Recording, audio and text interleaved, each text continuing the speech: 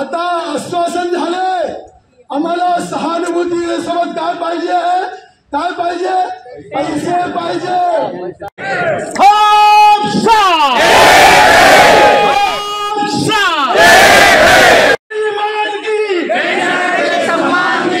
आता आश्वासन झालंय, आम्हाला सहानुभूती सोबत काय पाहिजे, काय पाहिजे, पैसे पाहिजे।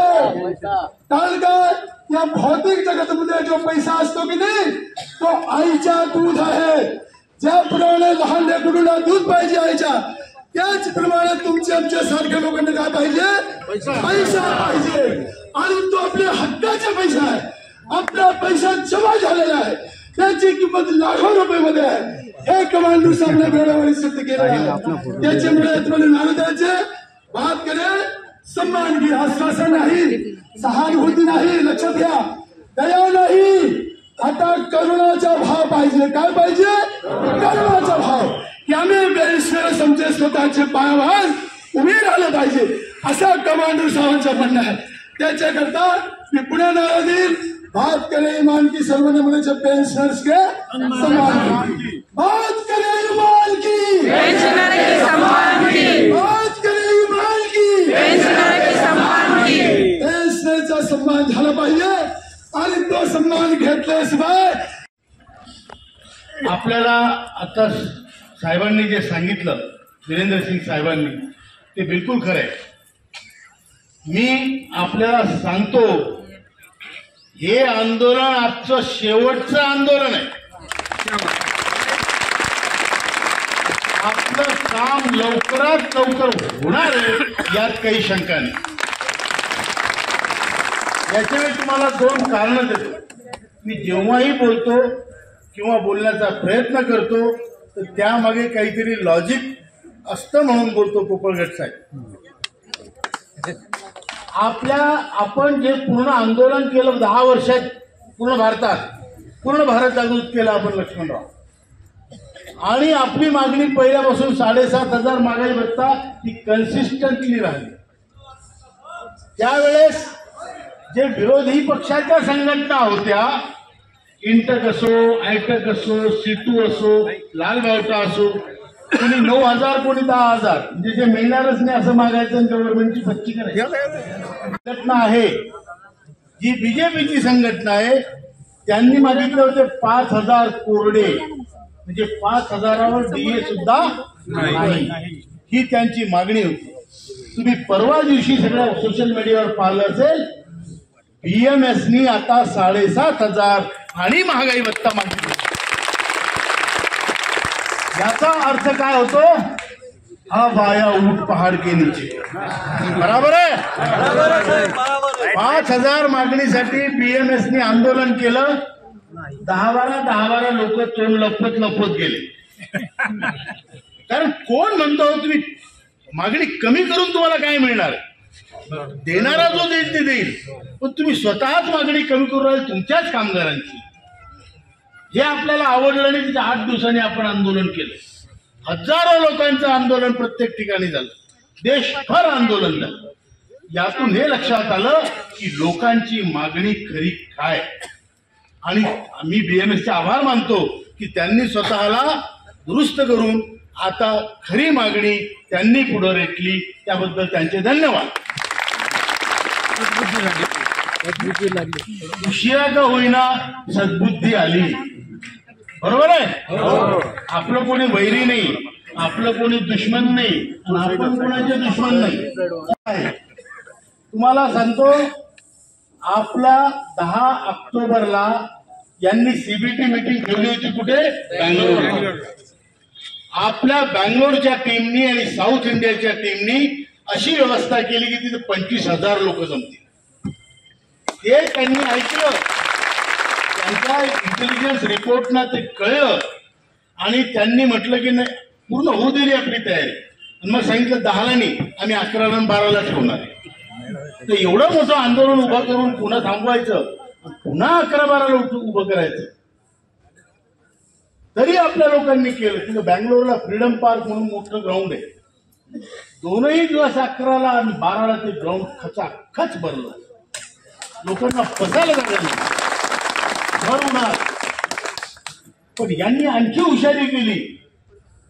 ते म्हणाले आता 11-12ला पण नाही करायचं, 13ला करायचं, पण दिल्लीत करायचं. म्हणजे आपली किती परीक्षा, किती अंत पाहणार. थांबा हो, किती अंत पाहणार. पण आपण थकलो नाही, घाबरलो नाही. आपण दुसरं आंदोलन 13 तारखेला तिथं उभं केलं दिल्लीला. हजारोच्या संख्येत EPFOच्या ऑफिस समोर तिथे CVT मीटिंग चालू होती, तिथे आपलं आंदोलन झालं.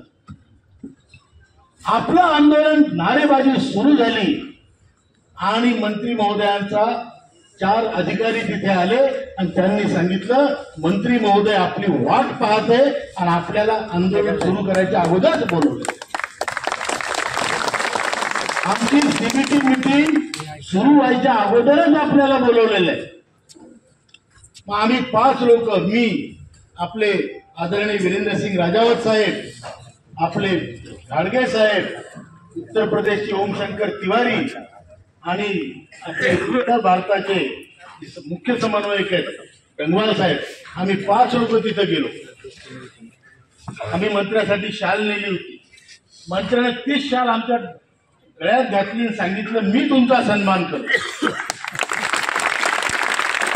आम्ही म्हटलं तुम्ही आमचा सन्मान का करता. ते म्हणाले एवढं मोठं आंदोलन तुम्ही लोक चालवता कन्सिस्टंटली, कंटिन्युअसली, आणि हे चालवत असताना तुम्ही कधी मर्यादा सोडली ते आम्ही द्यायला पाहिजे. तुमची चुकी नाही, तुम्ही मागताय ते बरोबर आहे. चुकी आमच्याकडून होते कारण उशीर लागतोय. म्हटलं उशीर का लागतोय, तर त्यांनी सांगितलं तुमच्या एका प्रश्नासाठी सेपरेट काही केल्यापेक्षा संपूर्ण कामगार विश्वात काहीतरी चांगलं व्हावं यासाठी आमची धडपड आहे. मग आम्ही म्हटलं तुम्ही आम्हाला दरवेळेस सांगता की तुमचं काम होणार आहे, मी लवकरच करणार आहे, तुम्ही आम्हाला चोपडता, आम्ही लोकांना तेच सांगतो, बरोबर आहे. आणि जर तुम्ही केलं नाही तर तोंडावर आम्ही पडतो. ना लेना ना देना फालतू तो म्हटलं, त्याच्यापेक्षा तुम्ही लिहून द्या, आम्हाला लेखी द्या. मग ठरलं की दुसऱ्या दिवशी त्यांनी आम्हाला मिटिंगला परतलं. आपलं आंदोलन झालं. दुसऱ्या दिवशी परत 2:30 वाजता त्यांनी श्रमशक्ती भवन त्यांच्या मंत्रालयात बोलवलं आणि मंत्रालयात गेल्यावर त्यांनी काय काय लिहून द्यायचं त्याच्यावर चर्चा झाली. त्यांनी हे सांगितलं की आमचा प्रयत्न हा आहे की तुम्हाला सन्मानजनक आणि चांगली पेन्शन मिळावी. त्याचप्रमाणे त्यांनी हे सांगितलं की तुम्हाला, जसं त्यांनी हे उदाहरण सांगितलं की जे आपले खासदार लोक आहेत ते दरवेळेस म्हणायचे आमचे पगार वाढवा, कधी म्हणायचे आमची पेन्शन वाढवा. म्हणजे आम्ही एक काम केलं, हे दररोजचं काम एकदाच निपटवण्यासाठी त्यांची पेन्शन सेक्रेटरीच्या पेन्शनशी आणि पगाराशी लिंक करून टाकली.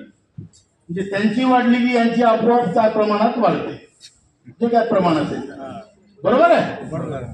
आम्हाला तुमच्यासाठी असं काही करायचं आहे की वर्षातून 2 वेळ तुमचीही पेन्शन वाढली पाहिजे. सबुरी का फल मीठा होता है,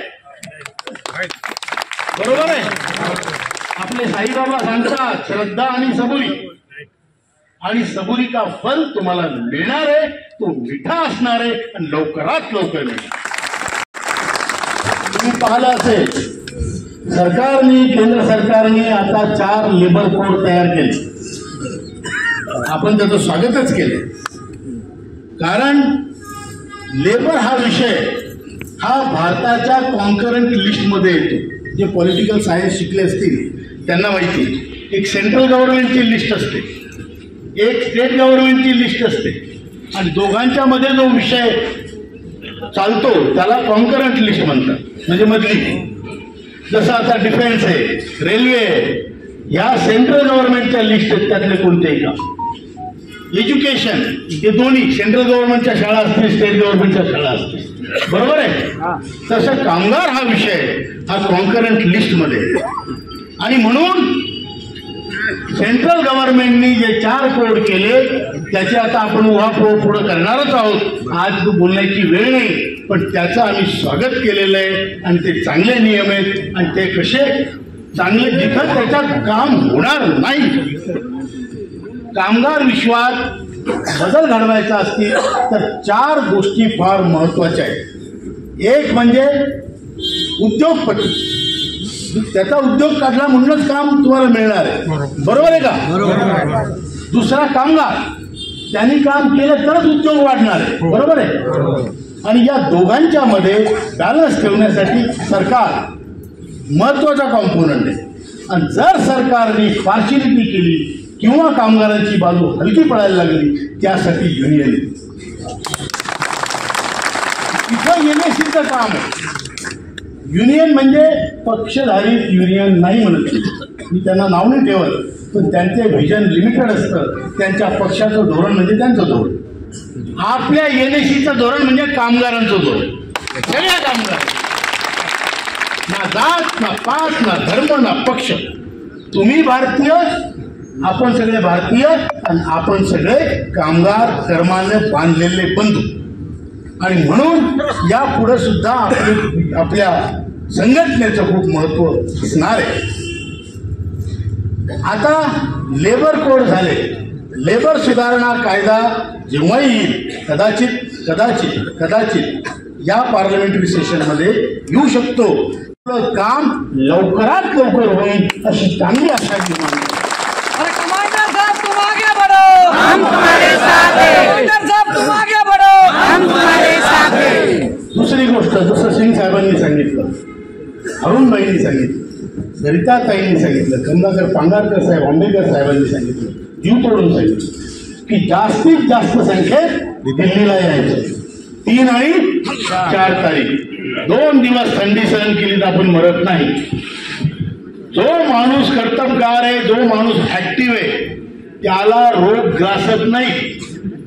जो घरी बसून म्हणतो दे रे हरी पलंगावरी, तर हरी त्याला दुसरंच काही देतो,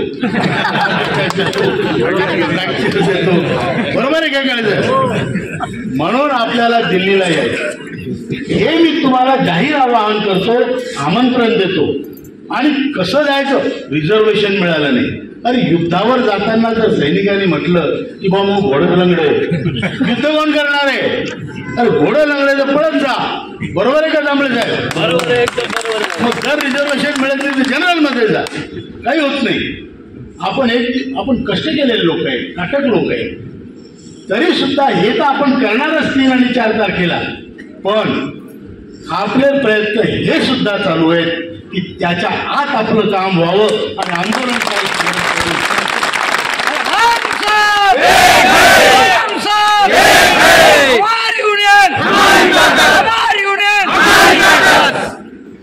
हे आपल्या संघटनेचे प्रयत्न आहेत.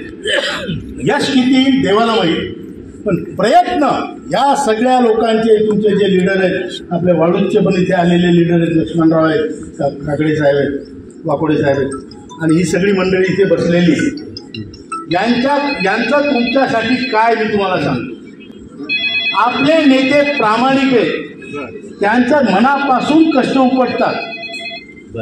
हे सगळं आपले नेते करतात, त्यांच्यावर कधीही डाऊट घेण्याचं काही कारण नाही. ते कधी कमी पडत नाही. पण काम होणं, यश मिळणं न मिळणं या आपल्या कोणाच्याच हातात नाही.